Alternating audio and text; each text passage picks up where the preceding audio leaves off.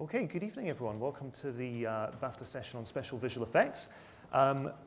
We have a team here from First Man and Avengers Infinity War. I'm going to ask you all to introduce yourselves, if we go down the line to start with, please. Hi, I'm Dan DeLeeuw.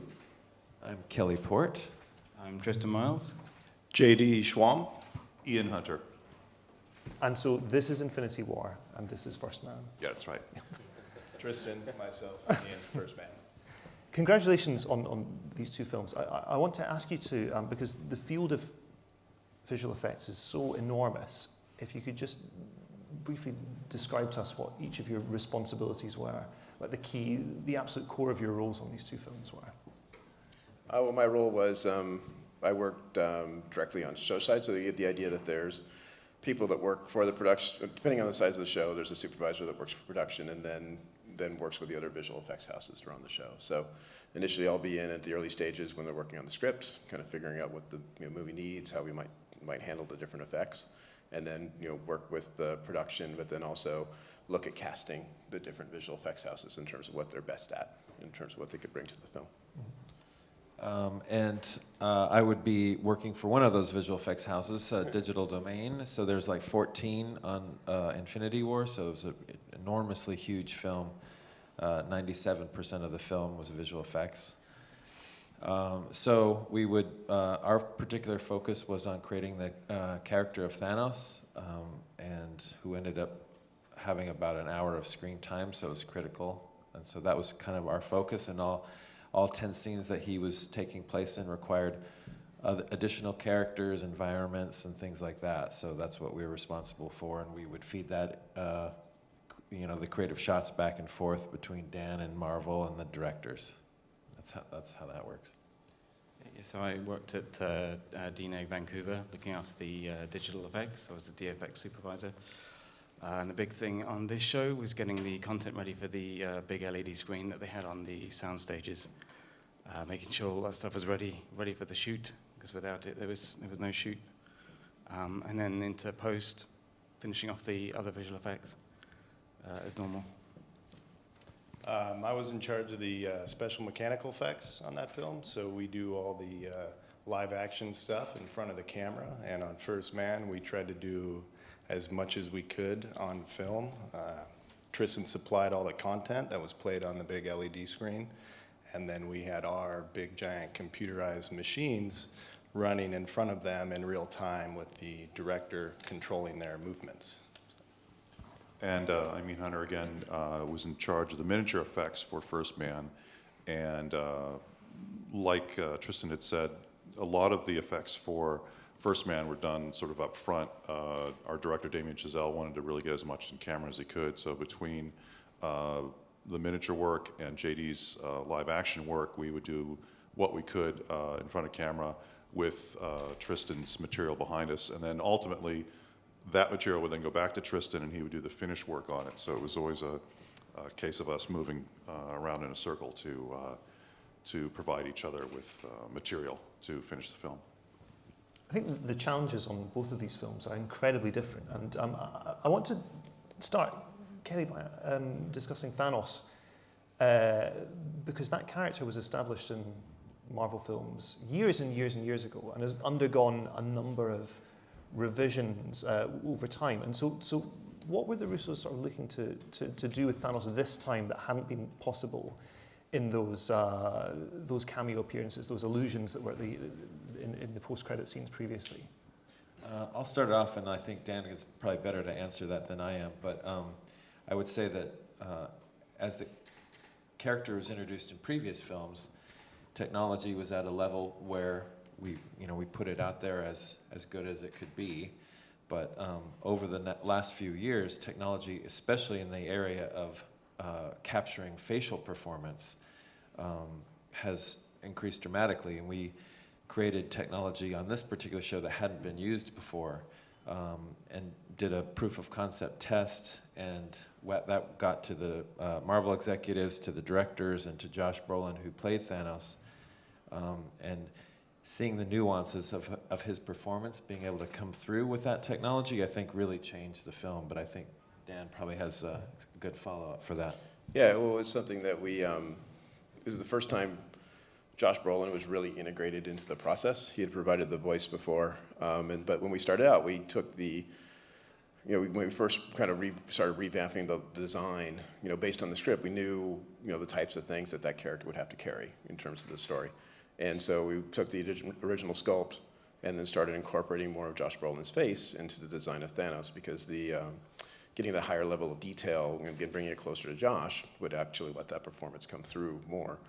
And then from the Russo's point of view, it was something that, they wanted to create this kind of seamless way that Josh could go out there and perform, and actually, and feel his character. And one of the things that came out through the test that we did is we knew Josh wouldn't really have to have any limitations on himself. He didn't have to act through the mocap. He didn't have to act to the helmet cam. And it was something that, the script, Thanos was definitely, was a huge part of the script, but based on the test and seeing what performance could actually come through, it actually influenced the weight of Thanos in the movie and the types of things he would do to carry the plot forward. And so from that point, it was kind of a learning experience that paid off, getting it solved early, so that Thanos got more and more screen time as we went along.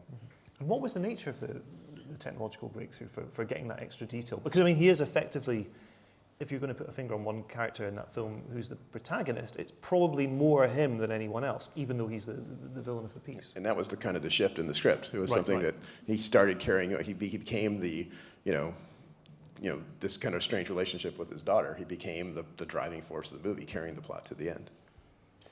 But technically speaking, so we had built on a few other shows, starting back with Benjamin Button, Beauty and the Beast, a few other films.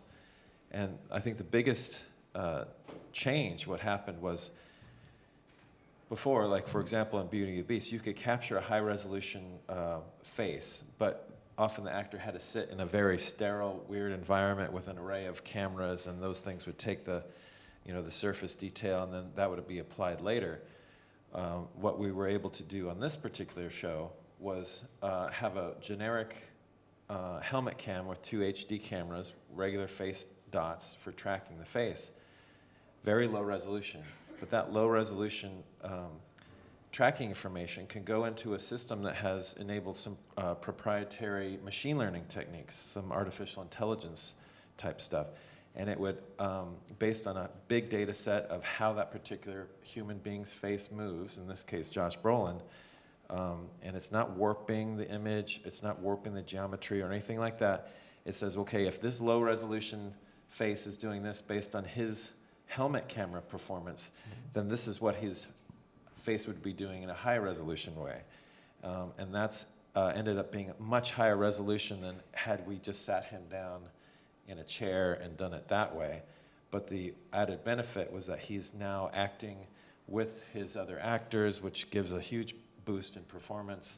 He's in there with the set, with the other actors, his eye lines and all of that kind of come for free with that as well. And had the computer, had it ingested previous Josh Brolin performances? How did it get a feel for what his face does? Well, that is just a simple sitting down for an hour in a type of session that is seated, doing just a range of dialogue. It doesn't necessarily have to be any particular performance from this film or any other film. He's just talking and doing just an interesting array of different test expressions and things like that.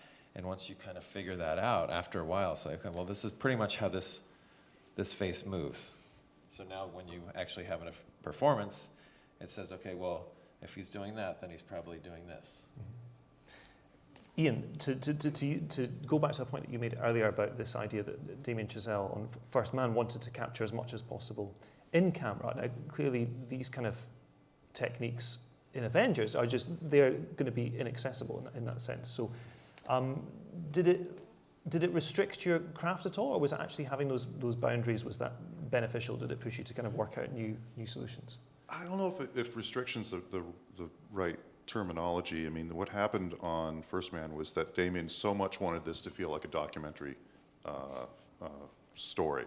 I remember reading the script when I first got it, and I said, well, this reads like a documentary, and I started thinking before I even met with him what the scenes would look like that we would shoot. So I drew some storyboards out, and I thought, if we're going to be shooting this, we have to shoot it as if we were there. in space. And so where could we put a camera? We could put a camera on the side or through a window. We couldn't do a shot where we're moving around the spaceship because you couldn't be able to do that in real life. So sort of taking on the thought of trying to replicate or simulate what could be done in real life as much as possible to get this documentary feel. Showed these, I brought these sketches in, and I first met with him. Damien came out and said, look, I want this to be more like a documentary movie. I don't want to put a camera where we can't put a camera. I want to put it where we could actually shoot it. So think of that when you're shooting the shots. Think about when you're putting the cameras out. And sure enough, we were on the same page in that respect. So just coming in thematically, thinking it's a documentary and trying to then come up with angles and shots that created that visceral feel.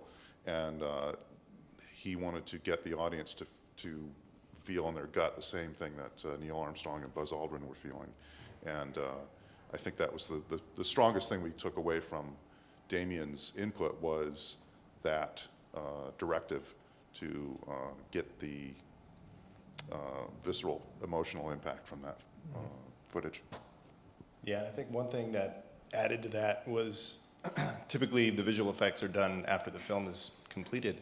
On this film, we were getting footage from Tristan on set the day of what was going to be shown in outer space. And then we took our giant industrial robotic platforms and we took those control systems, came up with new technologies so that we could control the feedback on the LED wall to give the actors the feel, not only the motion feel of being in outer space on the mechanical system, but also the visual in the background out the window looking like outer space, seeing Earth, the moon rotate as the craft that they're in is actually rotating in real time, giving them, emotion and feedback from that as if they were in outer space. And So the early shot when Ryan's just breaking through the atmosphere for the first time, and you can see that blue rim of the planet rising up to meet his eyes. Yeah. That's presumably that's bouncing off his visor from the LED. Yeah, all screen. that footage came ahead of time, was projected on the LED wall, and then we had the motion platform tilted backwards. And as we brought the motion platform in, as he crested over into outer space, the video would play up, synced with the machine, and you'd get that line right on his helmet, in his eyes. All that stuff was directly on camera. And one of the other things that Damien didn't want to have happen to him on the day was he didn't want the restriction of having to look one direction. So the background imagery was actually 360, even though the screen was here. But if for some reason the motion base was turning around, the resulting footage would be rotated around to correspond. And so that gave them the ability to do different angles and different takes, so each take wasn't repeated. It was funny, I was watching it sometimes, the cameraman would be inside the capsule and they'd realize, oh, this take I can actually look over here and it's a completely different take this time, or Damien would watch and say, okay, Ryan, I want you to look out this direction instead this time. So having that sort of pre-baked imagery gave them the ability to change the takes and react to what was happening outside. Where was that pre-baked imagery being baked? I mean, was it source material from like real documentary footage of space, or was it CG'd up? Or yeah, so we had lots of reference footage from NASA that we could refer to make our renders. We built the moon, excuse me, and then we did the journey from Earth to the moon orbit, dark to light, to give enough freedom on the day of the shoot for them to shoot with. Yeah. And we had from the journey from the Earth to the moon, we went off a timeline throughout the 3-day journey there and the couple-day journey back that we could pull up, and all the machines were run through a similar motion control system, including the video playback. So if we were halfway to the moon and we wanted to get a shot of Neil Armstrong flicking a gauge, we knew what position the aircraft was in, which direction it was facing, based on that timeline. All the gauges inside the craft were pre-programmed on the same motion control computer, so that halfway to the moon, it showed that they had, 5/8 a tank of fuel left. And on the way back, they were running low, and all gauges, altimeters, distance, roll pitch, everything was based on this timeline, and that gave the director the ability to go, you know what, we're going to shoot the point where he throws the cassette tape and floats it in the air right after takeoff, and everything in the spacecraft would match, as well as the position, the background, the scenery, the imagery, everything you see on camera. Does this make you envious at all that this is kind of achievable on set? I mean, were you guys able to do? Don't be envious.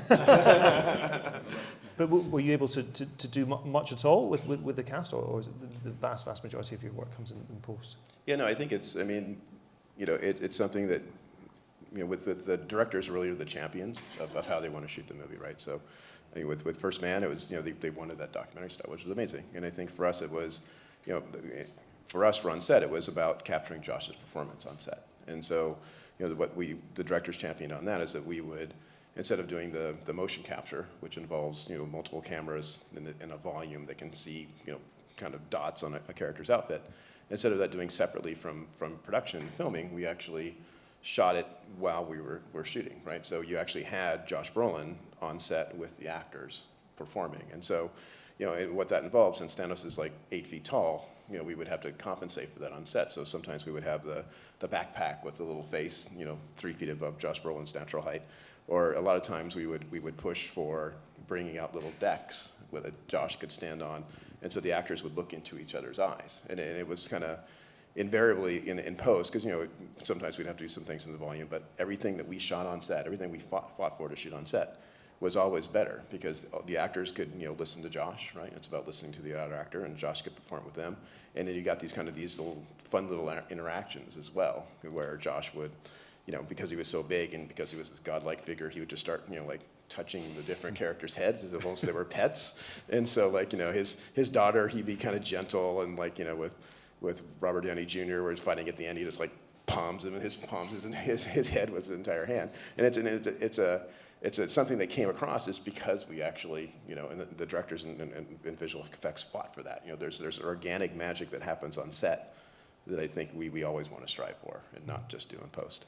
Yeah, I think that's even though the two projects are so diversely different in terms of the technique, the same takeaway is that making visual effects something that the directors and the actors can be there to perform to at the same time creates a much better performance, a much better experience for the audience, because they're actually seeing everyone react and act off of each other and off of the environments happening, and you're getting these true performances that as soon as we can take the mystery away from the director of thinking it's just a black box, as soon as we can get them involved and actually engaged in using visual effects as just another shot in their movie, it makes the work better, makes the work harder a lot of times for us, but it will make the work better for the project and for the audience.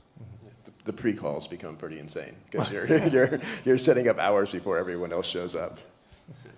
Dan, on the point that you mentioned about casting VFX houses to take on different aspects of Infinity War, one of the things that completely blindsided me in the film is that how coherent it feels. In that previously, you have a Guardians of the Galaxy film which does not feel like a Captain America film, which does not feel like a Black Panther film in terms of just purely the visual texture of those films, the way in which they look, in which they deploy effects. And yet there's a real coherence to these team-up events. Is that to do with employing VFX houses who have a certain specialism and making sure these specialisms marry up in a certain way, or how much discussion is there to make sure these really disparate visual styles do gel? Well, I think with Infinity War, it was something we talked about quite a bit in the beginning. Beyond just the casting portion of it, but it was something because we were, if you look at the general scope of the Marvel films, you've got kind of what the Russo brothers have done, which is kind of we always talked about it being like the Winter Soldier was like 70s thriller, and it kind of had like kind of a little bit of a bleached look, a little flat look, a little look that kind of pushed it back to the 70s a little bit. And then you've got some of the other Avengers that are a little more colorful, and you've got the Guardians of the Galaxy that are very colorful. And so as you watch the movie, you can see how the different scenes, when all those characters are separate, they're living in their world, with a little bit of a tweak. But then as all the characters start coming together, we start kind of taking the palette and bringing it into like a combined palette. With casting, it's about finding, the strengths of the different, just like any actor, right? Actor good for comedy, actor good for drama. Same thing with the visual effects houses. So with Digital Domain and Weta, they're fantastic at character work because they worked on Thanos. ILM was great with, blowing things up and creating environments, so we cast for that. And then Method and Framestore, they're both great with characters too, so Method handled Rocket. So it's just kind of finding, kind of how, what their special talents were. And then part of my role in the show then was trying to making sure all that married, and spending all day in the dark room looking at their shots as they came in. So Dan, you have all these different people doing different parts of it, Rocket and Thanos and et cetera. But as you said, at some point they all have to come together. So how do you deal with the logistics of getting the different work from different places? We tried to keep the shared shots to a minimum. There's some, sometimes you'll break things up, and if Dee Dee and Thanos or Dee Dee and Weta are working on Thanos, you won't share him. Those will be the character you have. So we'll have some share shots where if a particular asset or character is at a different house, and then for the most part we tried to assign. There's multiple battles and multiple scenes throughout the film, so we tried to split up the battles as much as we could between different houses so they could work parallel. And then, Weta worked more on the battle at the end, and Dee Dee handled a lot more of the acting portions of Thanos on the show. How did you assign the Disintegration Effect, which has become this kind of What? era? Yeah, sorry, spoiler alert. How did you? Because that's, that effect has become so kind of a core part of what the franchise is now. Marvel even uses it for their studio logo now for the 10th anniversary thing. There's the evaporation. So, and were there different ideas in terms of, was it always going to be this kind of ashy blowing away into the wind? Or? It was something we shot the movie and had no idea what it was. So the actors were like, so you got kind of this disparate performance from everyone, but it ended up working out in the end because it was something that for the Infinity Stone effects, it was something that the gauntlet, the color of the stones, they influenced what the effect would be, and then we kind of art directed that around which stone was being used. So the idea was when all 6 stones come together and kind of cause everybody to blip out or disintegrate, it was trying to combine that same art direction, kind of bring it together at the end. And what we found out, and we started with Peter Parker down at Weta when Spidey goes, and so it just became this mush of like too much. It was just, it was stepping on the performance. And kind of when I said it was stepping on the performance, it was kind of like, okay, well, let's back away. So we got rid of all the layers except for the dust. And then just based on each of the characters, based on where their performance was going, that influenced the animation of the particle simulation. So if Spidey's trying to hang on, the particles held longer and were harder to break away. If you looked at Wanda, Lizzie Olsen's character, she had just lost vision, so she just kind of gave up, so her stuff just kind of rushed out of her. So it became something that what we hoped was just complementing the performance and kind of then for augmenting the emotion of the situation. So was there a discussion with the Russos about what those effects would look like at all? Or were they happy to? Yeah, well, it was one of those things that was so out there. They're like, usually sometimes you just get go try something. It's like the thing in the script I think someone had mentioned the other day. It's like, this is, the big fight or the big fire. And then the biggest explosion ever happens, in that script. And it was the same kind of thing. So it's like, and they just fear. And so you go off and you try a lot of artwork and then kind of show it to the directors and then kind of get a direction. And then you just kind of find that it evolves, as the cuts coming together. Mm-hmm. In terms of finding that kind of tone on First Man, I gather that Damien brings in Justin Hurwitz as his composer quite early in the process. And even if the music isn't orchestrated yet, there's an idea of what the themes are going to be and the kind of tone they're going to impart onto the film. And I wondered, how did that at all affect the visuals? There was a scene which we internally called the ballet, which is where the Apollo command module breaks away and turns around, grabs the lunar module, and then heads to the moon. And that was all one sort of long sequence that was intercut with the live action inside.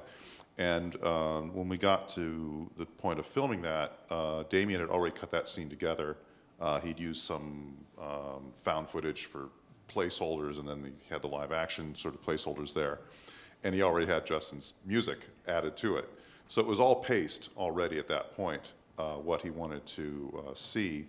So that was our guide in terms of setting the pace for the shots that we were going to provide him. However, even though that was the pace, Damien sort of also handles effects like, well, they're just other shots in my movie, and don't restrict me or whatever, which always happens with directors. So even though that was the pace that we were given, we always ended up shooting everything more or less as full-length shots, from beginning to end, to give him the editorial privilege of cutting it together as he saw fit. And but that was, again, great to have someone who had that much forethought in terms of designing his movie and giving us that much sort of a heads up as to what to follow. It also led to a lot of him grabbing control of the big machines himself. And he'd have his headphones on, playing the music, listening to the dialogue as it's coming out of the actor's mouth. And we would miss a cue as to when, something is supposed to tilt or roll or shake. And he would come, step aside, let me, I got this one. and he had, more information than us. Does he consult you at all about the range of visual formats? Because, the First Man is shot on basically everything from Super 16 through to IMAX. And in terms of integrating, even just what those mediums are going to pick up, how detailed miniatures need to be, how certain things might, play better on certain stocks than others. Was there any consultation there at all, or was that pretty much?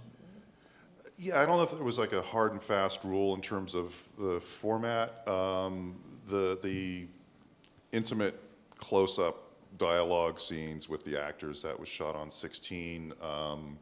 His feeling on that was that a lot of the documentary footage that had come from that period was shot on 16, so he wanted to sort of emulate that. As you got broader and got to NASA and you started seeing more of the testing, that became 35. And in the case of the miniatures, that also became 35 for us. And then ultimately, when you get to the moon,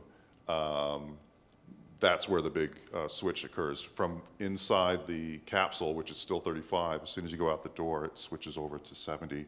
IMAX, excuse me. It's a jump to IMAX, and that was obviously to get the impact on the audience about what had been accomplished.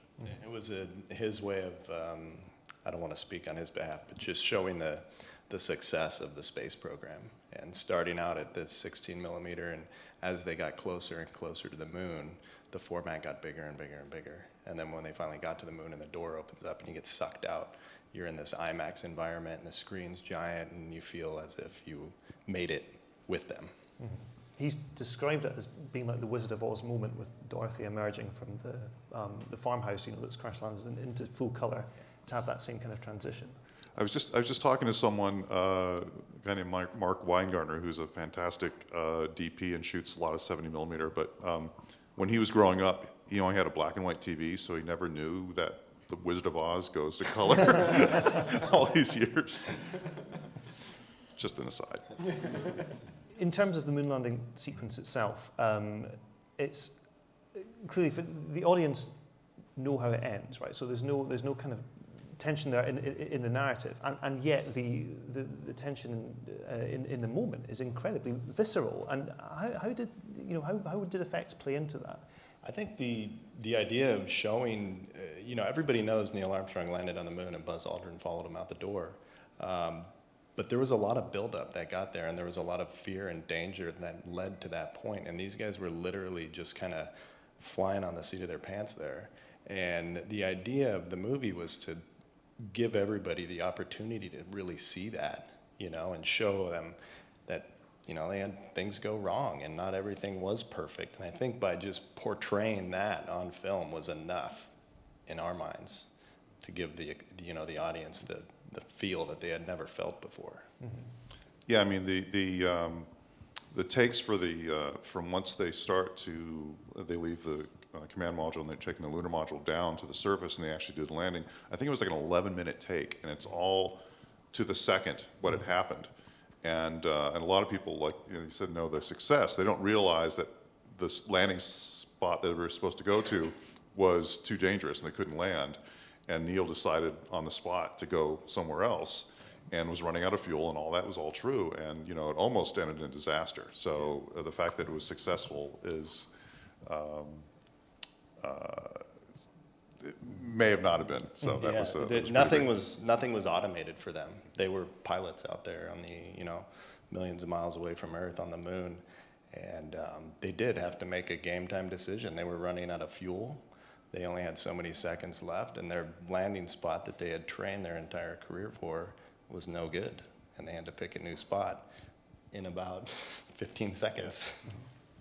I think you also get how the jeopardy of being in that tin can in that sequence. It's really great. It's just like you really feel that like, holy cow, they're just surrounded by the thinnest of all materials up in the moon. There was also a very funny moment. Well, it wasn't funny. It wasn't funny to the art department. It was funny at us. We tried as much as possible to be as accurate as possible in building the capsule. So the interiors were super accurate in terms of size. So they were really very cramped and hard to shoot in. And when they first built the Gemini capsule, they followed the blueprints to the letter in terms of the size of the seats and the hatches and everything.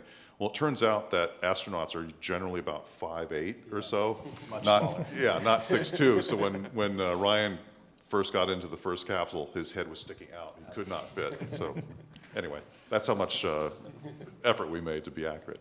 None of the capsules were made larger. Typically in a film, you make if you're shooting in a train's 8 feet wide, while a movie train is going to be 14 feet wide. These were all very dimensionally accurate. And could they be deconstructed so you could drop in the camera in a space that it might not necessarily be able to For the fit most into? part, most of them were. The Gemini, the only thing that came off of the Gemini was the doors and the rear.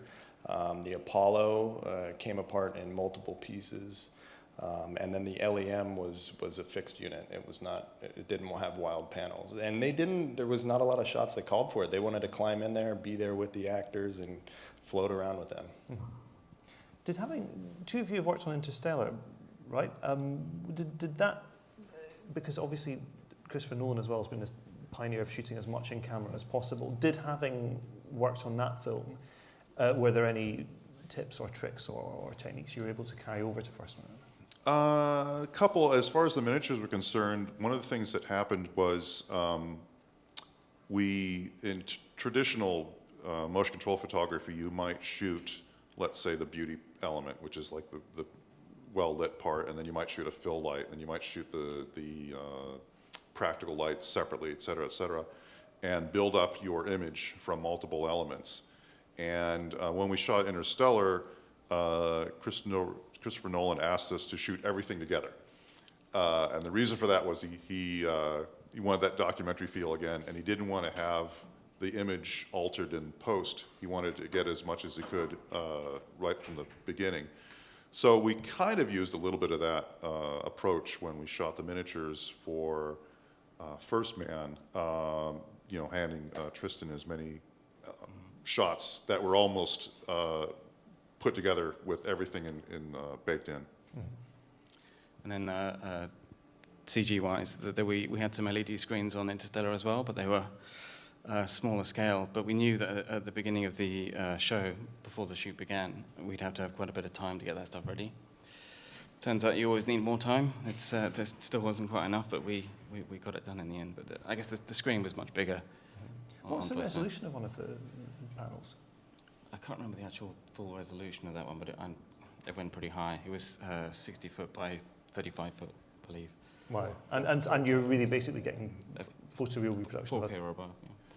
So it's kind of photoreal. It's not, there's in no sense it's kind of like too low res in order to shoot straight at it. They shot the film directly into the LED wall. Yeah. There was a series of things the cameras would have to do. They'd play a sync track before they would roll the camera to get the shutters synced up with the flicker on the camera.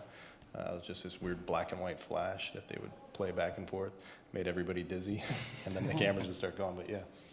Yeah, most of those scenes were shot on 16mm as well, so you couldn't really make out the LED screen itself, which would have broken the effect. So that worked in our favor. Is there something particularly galling about working so hard on an effect for it to just become this kind of background atmosphere, or in a way does that mean it's done its job if it's not drawing the eye? I think so, yeah, because you get all the interactive light and the reflections in camera, which is the main thing that Damien wanted. I don't think it was anything really really, really throwaway about it. It gave him the freedom on the day as well to shoot how he wanted, which, you know, took some strain off us after the shoot, it would have been. And there were moments where he would decide to line up a camera and shoot it and be off of the screen, so that it would need to be expanded once in a while. Yeah. Was there a particular sequence that was especially challenging, that threw up a particular issue while shooting that had not been foreseeable? As far as the practical, yeah. I think the X-15 going up was probably the most violent on our actor. We beat him up pretty good inside that little cockpit. But mechanically speaking, the most challenging one was probably the LLTV, the trainer module he flew. We filmed out in a practical location in a field in the middle of Georgia. And Damien the LLTV takes up, it flies around for a little bit, it loses control, and then it crash lands. And he did not want to sacrifice any of that. It all had to be done in camera, practically. And, you know, it was a giant ballet of cranes and 3D automated winches, hanging 10,000-pound vehicles, stuntmans floating around, explosions tied into the same thing. And I think I lost a lot of hair on that sequence. But the neat thing is I feel that from a mechanical effects guy, watching it, it's the most rewarding in the film for me. So, How about on Infinity War? What was particularly challenging? Oh, I think Thanos was probably our biggest concern at the beginning.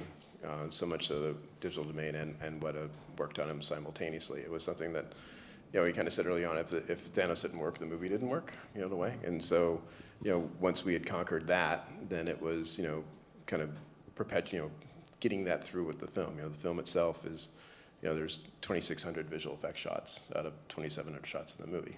And so it's this huge undertaking, and it's a kind of working in a place where we're in Georgia too. It seems like where everybody shoots now. So we're having to take a horse farm and turn that into Wakanda.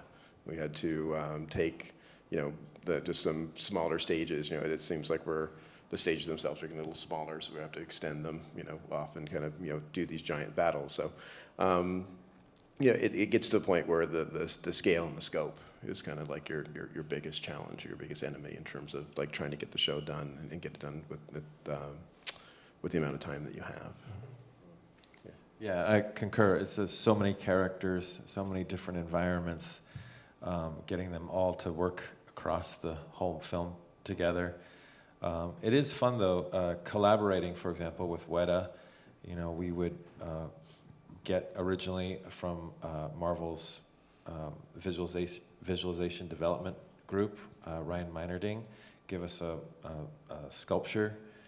And like Dan was saying, we would kind of work together and figure out the final look of that. We would both have interesting ideas and notes from Dan, about what's working in this particular character, and we would kind of share those elements so that in an effort to make sure that those were consistent across the film. And then that would go for a lot of other companies as well.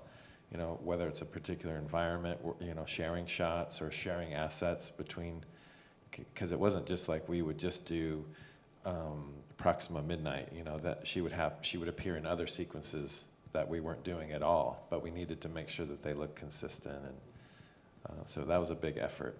Yeah, and I think it just becomes this kind of this army where you're evaluating the task, right? You're kind of in this place where it becomes so insurmountable that you just have to break it up into smaller pieces, and so it's like dealing with and finding the best solution for the problem. So we were on the horse farm, we wanted to have the armies that came together, Thanos' army and the Wakandan army come together in a river.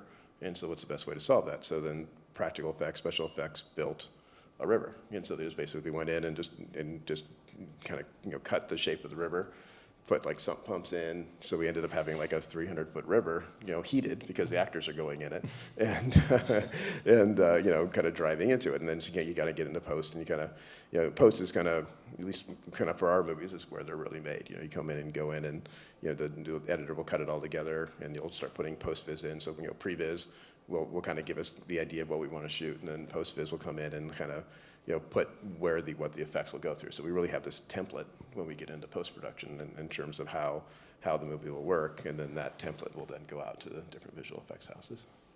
On that point of continuity specifically, and I'm sure you're both NDA'd up to the eyeballs on Avengers Endgame, but these were back-to-back productions. Now, does that mean your work is back-to-back as well, or does the nature of the release mean that you have to pile onto the first one and complete, and then start fresh on the second? Yeah, we had, the idea was we were going to try to, kind of optimize shooting so that, we had the two scripts, and it was something that you were going to have this overlap between sets, and you're going to, save all this time just by, keeping the same sets up. And as the scripts evolved, then there was just get to the point where it was just maybe like two sets that were like overlapping, and it was so. We kind of quickly abandoned the kind of the interleaving the two stories and just shot the first movie first and then the second movie. But what happened was, as the complexity wise, you're pre-visiting the first movie, but we got a schedule, so we started post-visiting something in the second movie first, and then they switched on us, and we had to go back and start pre-visiting the first movie, and we were a little behind, and then you're shooting, and then while you're shooting, you start turning over shots, like anything that's like a big CG shot, you'll start turning it over, and then. So you're working now in production on the first movie. The second movie's coming up, so the previs team will now split and start doing post-vis for the second movie, so they can start putting it together. But then they're also pre-vising the first movie, and so you're posting the first, you're shooting the second, and it's something that I wouldn't recommend in the long run. I'd try to avoid it. Yeah, I mean it's tough. It's tough to manage all that because you're literally starting a movie at the same time you're finishing another. I mean, that's to put it simply. Mm-hmm. And that's, that's just a lot to keep track of when you have, so many shots and such a complex film. Was there pressure to come up with a signature effect for Endgame that would have the same kind of in-the-moment impact as the evaporation? You don't have to describe what it is. No, it's but I mean, we're trying to avoid spoilers, but I think the second film will be very satisfying. I think it will be very, very good. Okay. And in terms of what you guys have discovered and finessed on First Man, what were the kind of breakthroughs that you felt this is something that I'll be able to carry forward to future projects? In my opinion, I think the integration of the mechanical effect with the visual effect on set in real time. So the ability to control the video content that was being played on the giant LED screen with a gigantic industrial-sized robot in real time. So the robot would move one direction, the screen would move the other direction, completely seamless, no shutter, no jitter, nothing, being able to shoot right into that. Paul, who's not with us today, the supervisor on the show, kind of came up with the idea. A lot of people put their heads down to figure out the technology to get it to work. And once we finally turned it on the first time, I think we all realized that we had created a tool that was not only going to work well in our film, but hopefully work well in future films. Is Paul on Dune at the moment? Pardon me? Is Paul doing Dune at the moment? Is that right? Dune, yeah. Paul Lambert, yeah. It's really interesting that we've got both these films represented on stage today, because I think certainly the public perception is that visual effects, there are sort of two approaches now, and it's as we broadly sort of thrashed out, there's the in-camera approach, the practical effects, and then there's the CG digital realm. But then in both of the ways, both productions you've been describing, the way in which you've been describing them, it seems like there's significant overlap in terms of trying to get as much practical as possible into a heavy CG film, and to use CG as this kind of seamless fix to kind of augment the practical. So, I mean, what do you think, what do you wish the general cinemagoers understood better about what it is that you do? Well, the biggest thing that we always try to do is, we've got the technology now, we've got the techniques, we've got the artist who can create anything. So, I'm just going to say we can create anything. We can create a completely believable synthetic character who can act. We can create completely believable environments. We can do all these explosions and water and all these other things.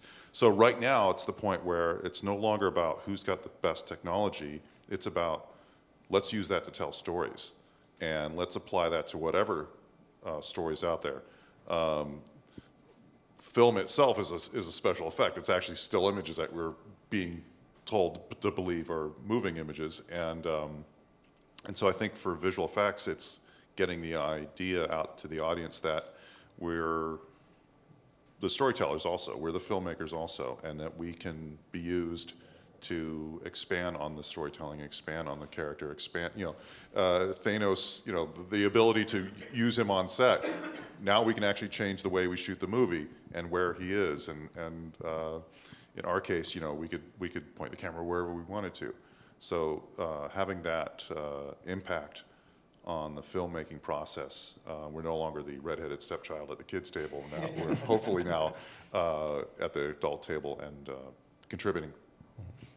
Yeah, I think it's it's exactly what Ian was saying. I think it's the it's funny, the best tool for the job, right? I think we're I think all of us, we aren't married to any one particular technique. And it's something that I was fortunate enough and worked with Ian years ago. It's like doing miniatures. When you can do miniatures, it's great. I love miniatures, and it's also something like Thanos. Kind of the new technology and driving that forward is the best tool for the job. So it's knowing that where we're at now in terms of like digital characters, miniatures, on-screen rear projection. The movies will only get better. The storytelling is more accessible. I think films like this, what I enjoyed working about Infinity War is the idea that you are breaking new ground in a way. You are in a position where you're kind of working with visual effects artists and kind of coming up with new techniques that you can become the storyteller. You can push kind of the boundaries of what we're doing. Okay. That is unfortunately all we've got time for this evening, but thank you to our panel. Thank you for coming. Thank you. Best of luck tomorrow night as well.